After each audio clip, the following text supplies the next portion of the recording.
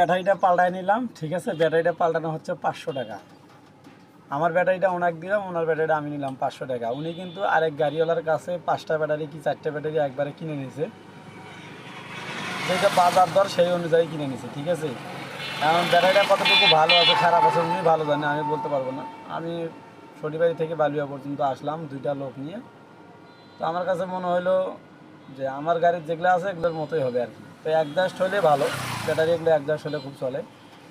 কিন্তু ওই দেখেন, উনি ব্যাটারিটা কিনছে, কিনে এখন আমার কাছে দিল, ওনার এক্সট্রা 500 টাকা বাড়াইলো। এখন কোম্পানি যে রেট দিছে উনি কিন্তু ওই রেটে আবার আমার ব্যাটারিটাও বিক্রি করতে পারবে, ঠিক আছে। সুতরাং ব্যাটারি পাল্টাপাল্টি করি, ব্যাটারি গাড়ি চলে না, ঠিক আছে। চললেও 2-4 দিন পরে ফির দেখবেন যে ওটার সাথে আরেকটা নষ্ট হয়ে গেছে, এরকম হয়। এগুলো বাদ দিয়ে নতুন ব্যাটারি তোলা একদম বেশি ভালো। তো আপনারা যারা গাড়ি চালান বা চালাইতেছেন বা চালাবেন ভবিষ্যতে, ব্যাটারি পাল্টাপাল্টি করবেন না, ঠিক আছে। আর যদি একান্তই প্রয়োজন হয় যে 2-4 দিন 10 দিন চালাইতেই হবে, তাহলে পাল্টাপাল্টি করবেন, না হলে কোনো দরকার নাই, একবারে ব্যাটারি পাল্টা ফেলা যাবে।